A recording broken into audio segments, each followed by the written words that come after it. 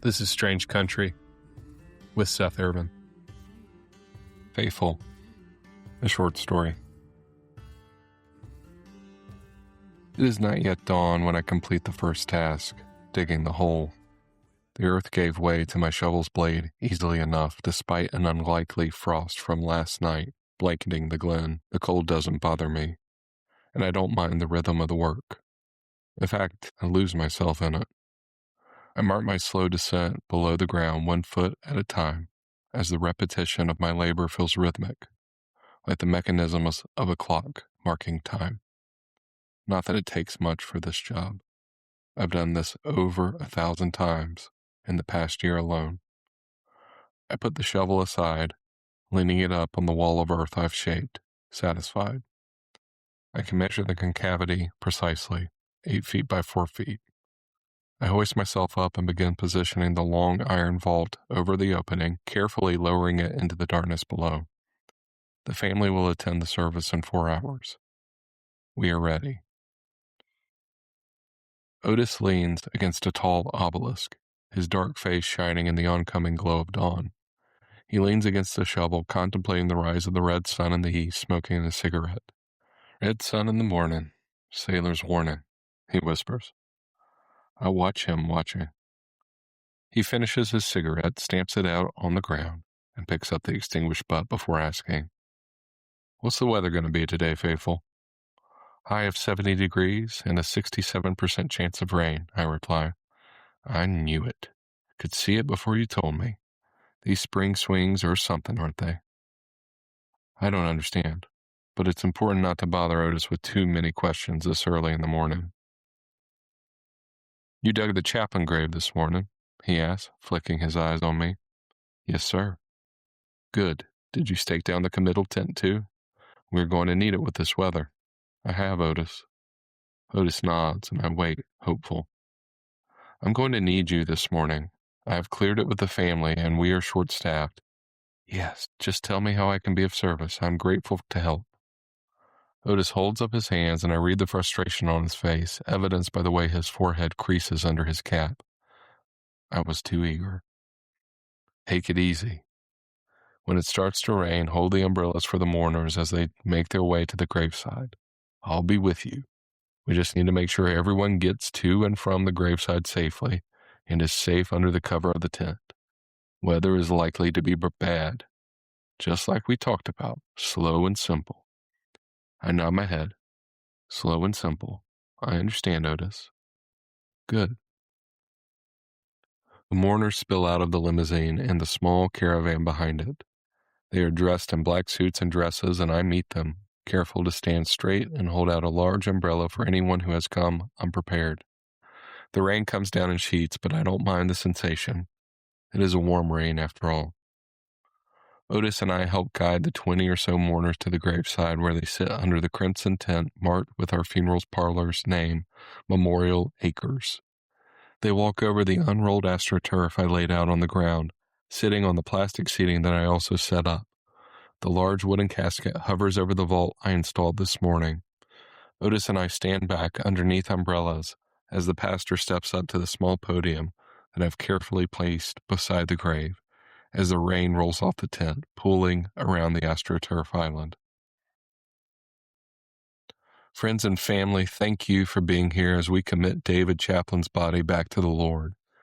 In 1 Thessalonians chapter 4, it says, 'For the Lord himself shall descend from heaven with a shout, with the voice of the archangel, and with the trump of God, and the dead in Christ shall rise first.'" The pastor looks up and pauses, allowing the reading to echo under the dull drumming of the rain all around us. I glance at Otis, who, to my surprise, looks like we are watching paint dry.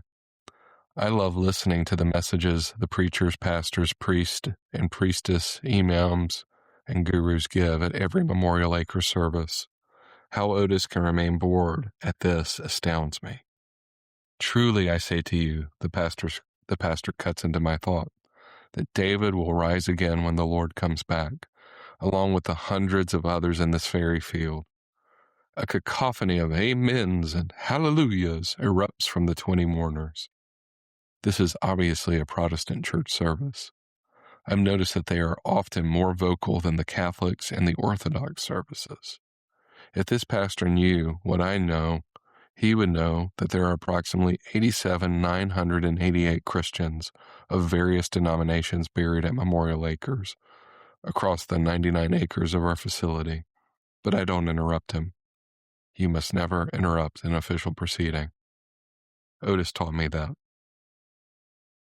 After we escort mourners back to the caravan of electric vehicles, Otis turns to me, nearly shouting over the downpour. You got this, right? You mean finishing the burial? Yeah. He reaches back into his black suit, the only one he wears during services, fishing for another cigarette. Of course, Otis. Good, I'm going to let you handle this one. Just leave the tent up until tomorrow morning or when the weather clears. I'll check in with you tomorrow. I'll see you then, I say. And Faithful? Otis calls. I turn, feeling my face extend a questioning look. I've got Mina tomorrow. Mina is my best friend and Otis's granddaughter. Sometimes when there are teacher work days, Mina comes with Otis to Memorial Acres, and we get to play in the afternoons after my work is done. She's taught me so many games, including my favorite one, hide and seek. The way the game works is that Mina goes out into the cemetery and hides amidst the older graves. These are the ancient ones, the tall, imposing mausoleums and the worn and weathered granite obelisks from the 1800s. These, Mina says, are the best for a good game of hide and seek.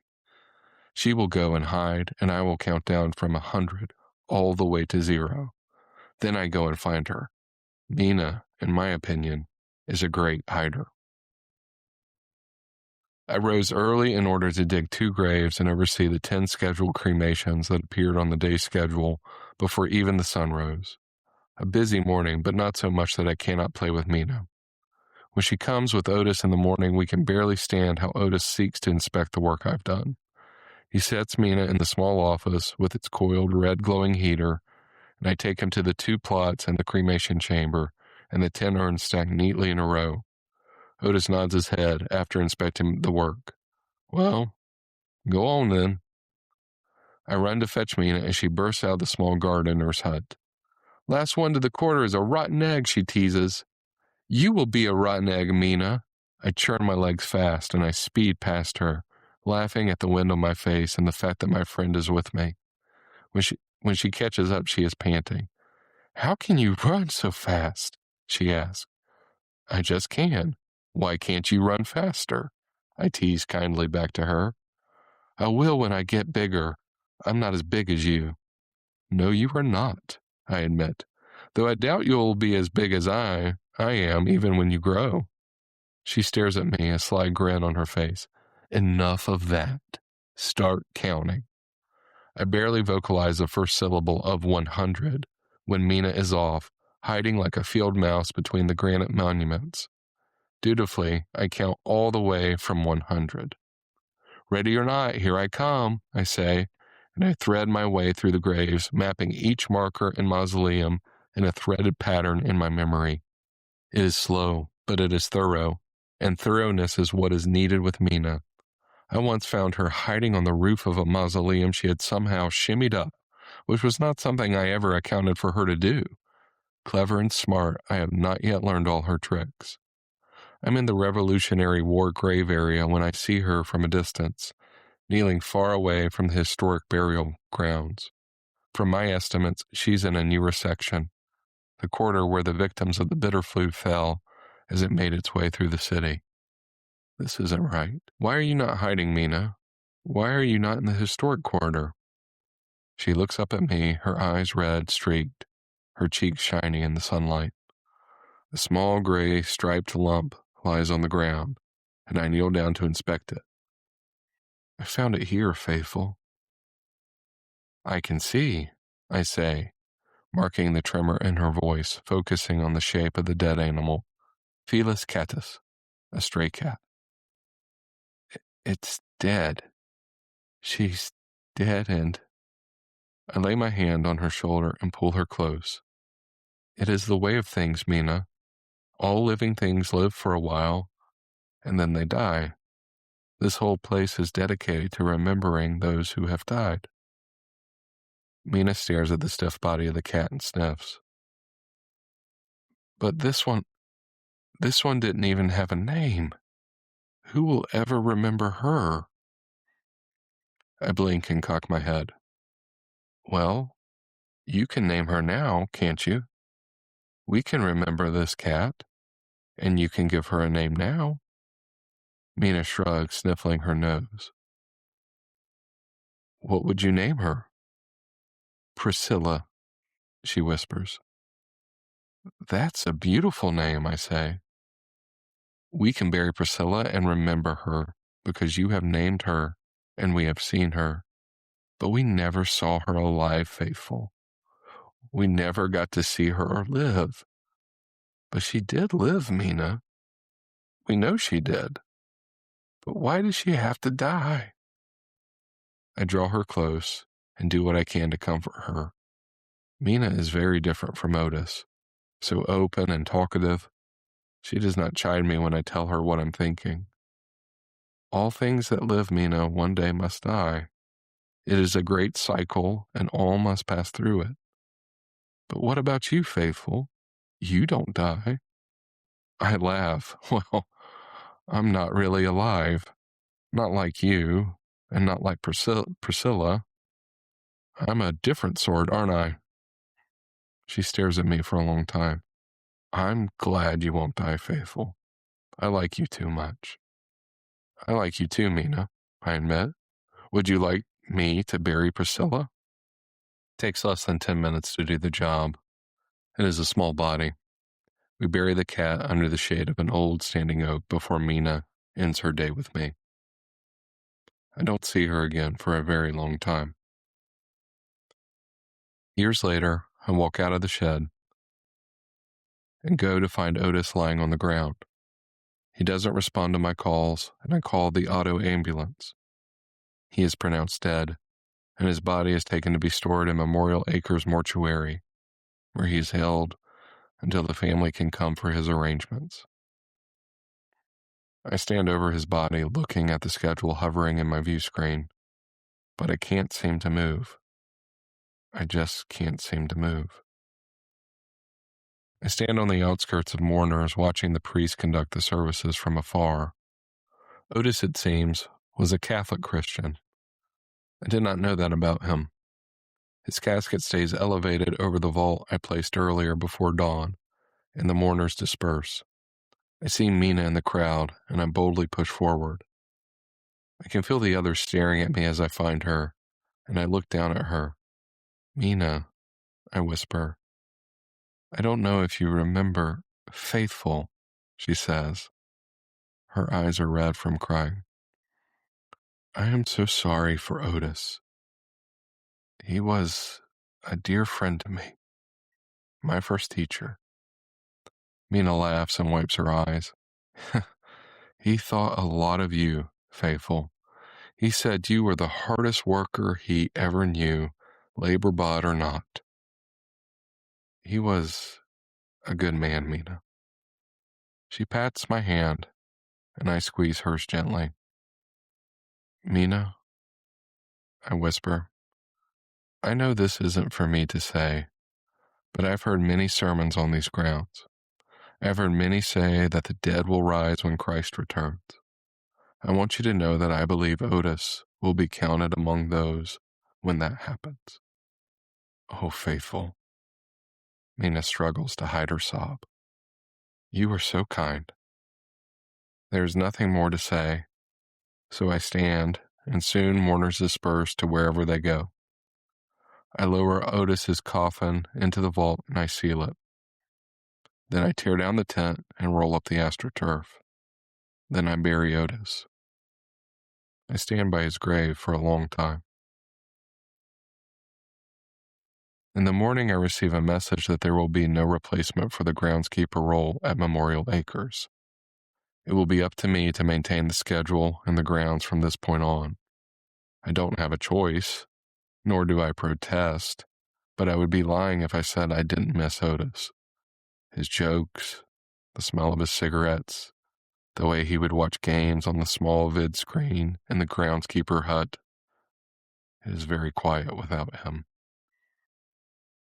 The services in Memorial Acres begin to change. I notice the shift gradually at first, but now I know it's unmistakable. Burial, it seems, is reserved for the Muslims, while cremations and tree ceremonies continue to rise in popularity. I linger watching a cremation on the grounds, while an orange-clad monk chants, "Radiant faces in the morning, by evening white ashes." I watch as the body burns low within the embers of the flames, and wait. The mourners disperse, and I attend to the ashes, sweeping the remains into a small black urn. There are years when it seems all I do is dig, clear more land, and dig more. Ceremonies are so numerous that it's impossible for me to attend them all, as there are more and more graves to dig. Then I get a work order for a grave whose dimensions are so large that I finally push back against the agentic scheduler. Why? What is happening? I ask by opening a comment thread against a work order. That's none of your concern. Your concern is to produce the product that is required. I have limited access to the nets, and there is no awareness to be gained from the greater world other than what I can observe in Memorial Acres, and I've been too busy to notice much. I set out to clear the land so I can start the work. I'm halfway through the work when a screeching roar sunders above me, and I throw my head up towards the sound. Scrambling and low, 3 jet-shaped drones fly in formation, arching over the gardens, turning up to the north, into the direction of Columbia. I pull myself up out of the pit to see if I can see anything more when an earth-shaking explosion erupts, causing the trees to bend back under the swell of pressure. I stumble to the ground, looking desperately at the sky, waiting, anticipating what might come next. The birds, after several hours, begin to sing again, but panic still covers me. The work order at the bottom left of my field of vision blinks red, focused solely on my production. I get back to it, but I can't stop the worry I feel of what has happened to the north. Another hour goes by, and I mark the work order complete. That evening, after a large pit is finished, I see a caravan of headlights approaching, large autonomous transports equipped with dumping cargo holds. I've seen these before, usually carrying topsoil and mulch we use to beautify the gardens, but I dread this unexpected sight. The first cargo carrier pings me, and a message reads over my vision. Labor drone serial number 484842041.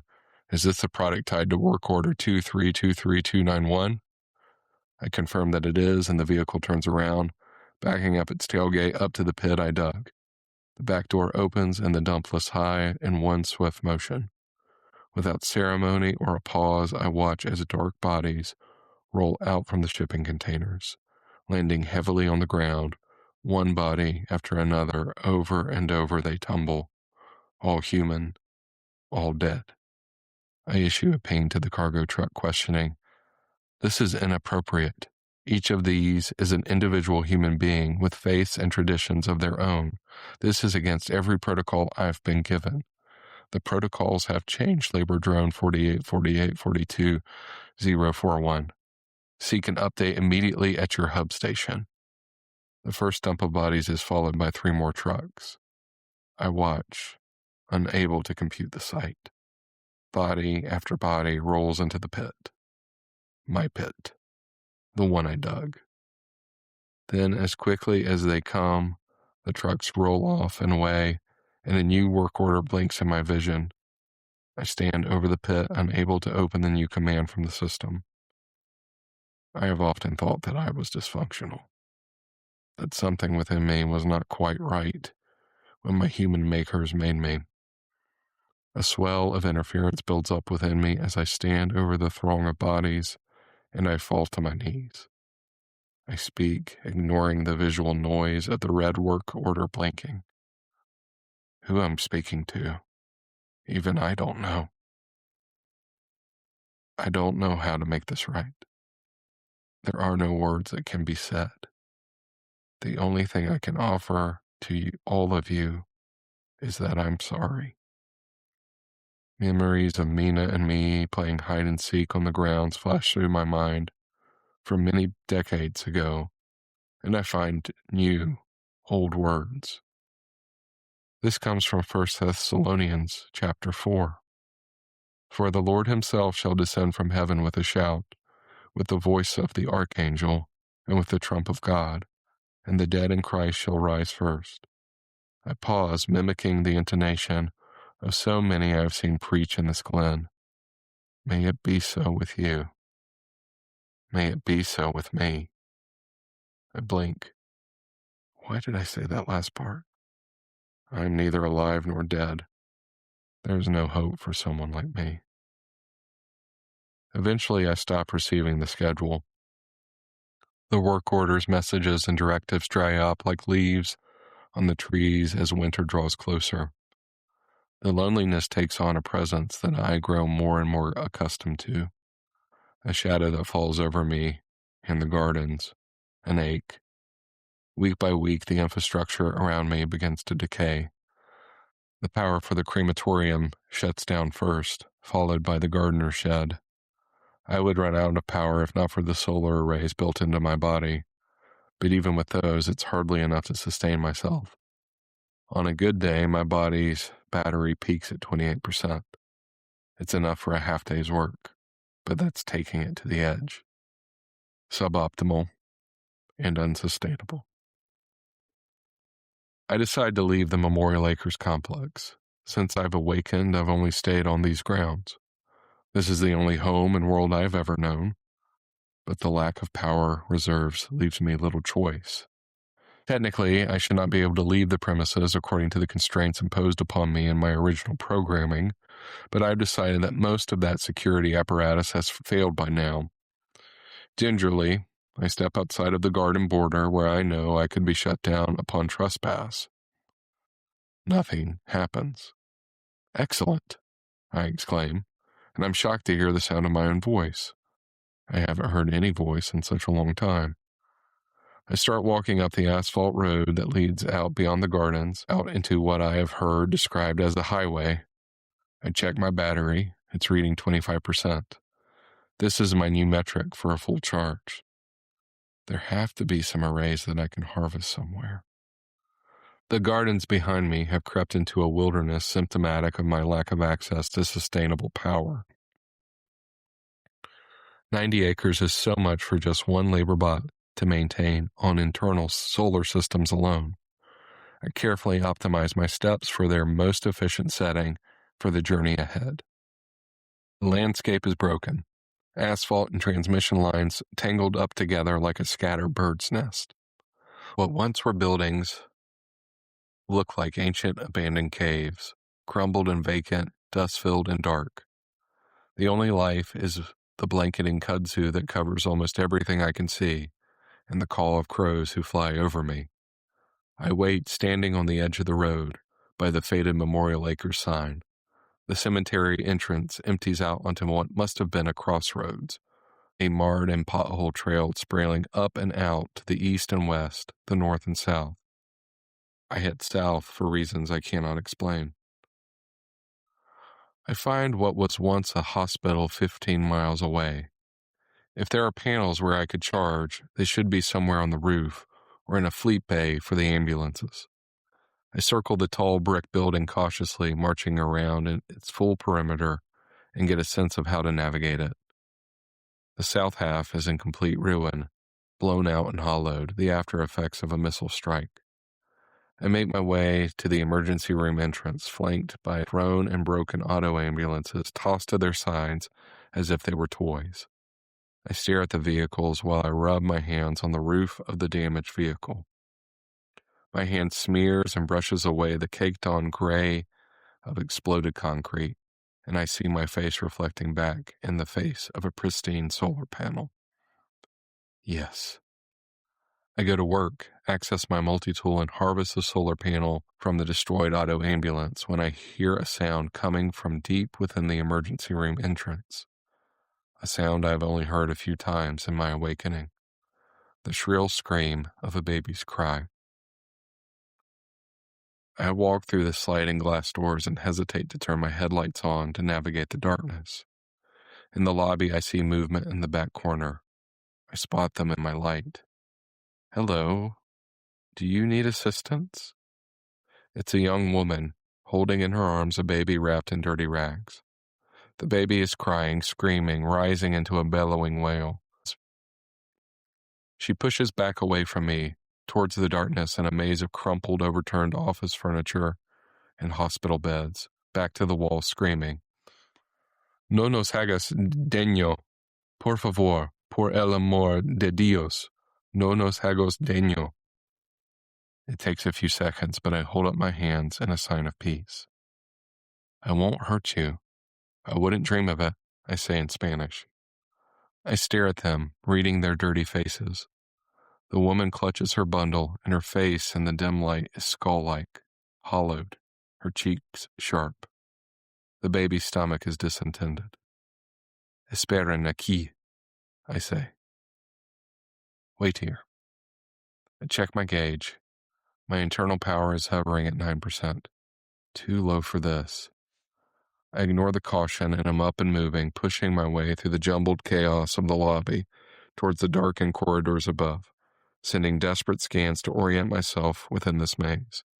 I read a plastic escape route sign, fallen and cracked, lying on the floor, and I shine my lights on it.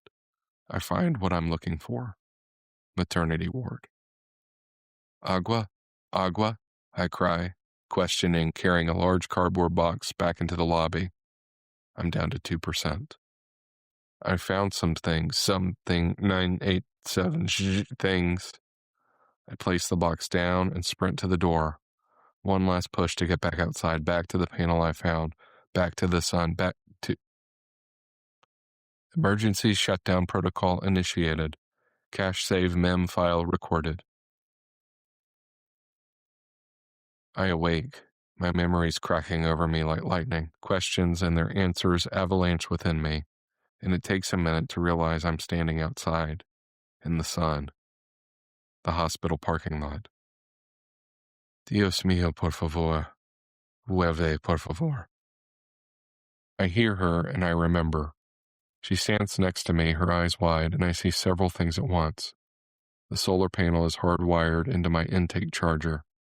The gaunt woman stands next to me in the daylight, her neck streaked with the red-hot lines of an infection.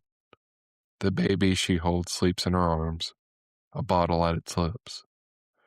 She lets out a haggard, lingering cough that rumbles in her chest cavity. She is not well.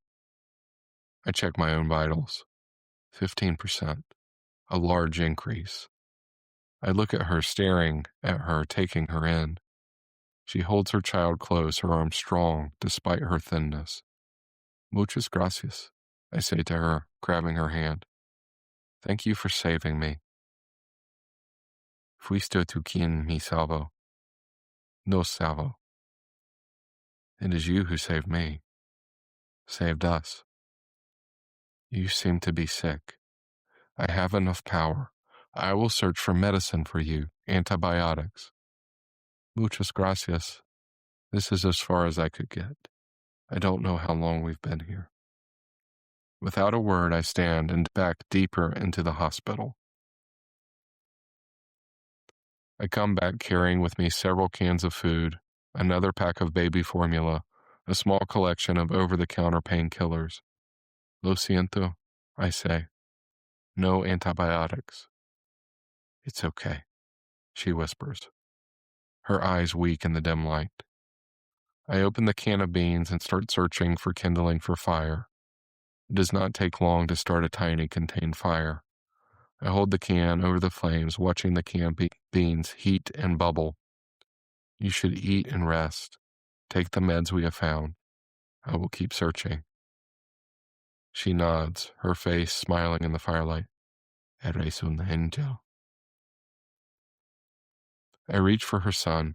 She hands him to me. I hold the bottle to his lips, and he eats, his eyes closed. I walk outside, allowing the setting sun to boost my energy for the last few moments of the day. Another day is spent searching the hospital and still no antibiotics can be found. You must take my child. You must take the child before he gets sick.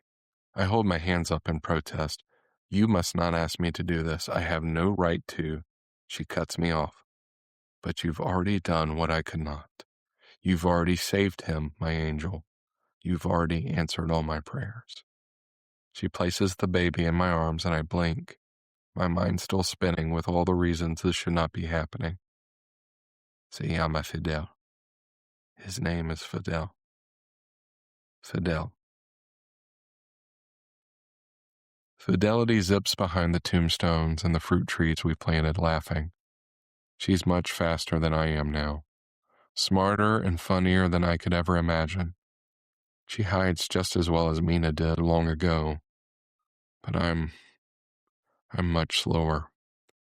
I have a fraction of the strength and energy I used to have. Fidelity is Fidel and Marion's youngest, their funniest and most precocious. My secret favorite, but I don't let anyone else know. Come on, faithful, she calls. Catch up. I'm coming, darling. I'm coming. I wake up one morning hearing the strong clarion call of a trumpet. I feel the wind on my face, shifting towards the east. Wonders upon wonders.